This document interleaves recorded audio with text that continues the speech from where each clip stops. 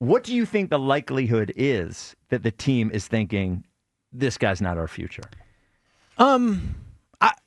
It's an interesting way to phrase it. Like, I think they know that Jalen has limitations, and I think they would be interested in seeing what the offense would look like with a different quarterback. But I also think they know they've won a lot of games with Jalen. He represents a franchise in a great way. Like, there are a lot of benefits having Jalen as their franchise quarterback. I mean, again, like, we can talk about how much they think he holds responsibility for it. I think they should be a little careful what they wish for, because between McNabb and Jalen, it took them like 20 years to find a franchise quarterback. They had Carson for a little bit, but he got hurt, right? So they have not had a quarterback with this level of sustained success since McNabb, and that really ended in 2004. So we're talking about 20 years there. No, don't sell short the fifth NFC Championship game. In 2008? Yeah. Well, that's like going to be this year's Super Bowl run, basically, if that's how it goes.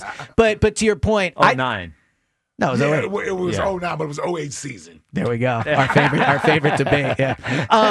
I think this is all about money. It really is all about money. I think if they knew, if they knew they didn't have to give Jalen a new contract this offseason, then I think they'd be mostly happy going into next year with him and wouldn't risk anything. But I think the idea of doubling down on him is when you would have to you'd have to decide internally, do we want to commit the next 3 years to him? Would you double down on him? I've been thinking about that all day, and I would double down on him. And the reason... I love the fact that you didn't even hesitate. Yeah. He did hesitate. Well, he did hesitate. Yeah, you hesitated. I don't say hesitated. Yeah, he definitely hesitated. Well, if you had to think about it all day, then... Well, I've been thinking about it. Okay, yeah. all right. And I've landed on that I would. I just... And ultimately the reason I fell on is kind of what I just said. Like, Jalen has flaws, but this team struggled to find a quarterback for a really long time. It's not easy to find guys like Jalen Hurts. Like, he is not...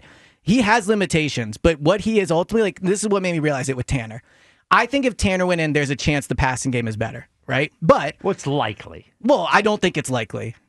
Tanner has never played meaningful NFL football. I don't know if you it's put, likely, all right, let's say you put, it was better with Kenny Pickett last year for one game that wasn't even a full game. Right, but two meaningless games where two teams weren't even trying to win. I guess what I'm saying is with Jalen, you know what the floor is. Jalen can handle the market. He can handle being the franchise quarterback. He's mostly smart with the football. He's not been this year, obviously. Like, you're going to win a lot of games with him. I think the floor is very high. Now, if you tell me there's a chance the floor is higher with Tanner, like, maybe just because I do think he might not have the limitations that Jalen has as a passer, but what Jalen does is almost becoming a little underappreciated. Like, I mean, he has been to 2 Super Bowls in 3 years, and I know now it's like almost, taboo to bring that up, but it is true. And like, finding a quarterback that can do that is not easy to do.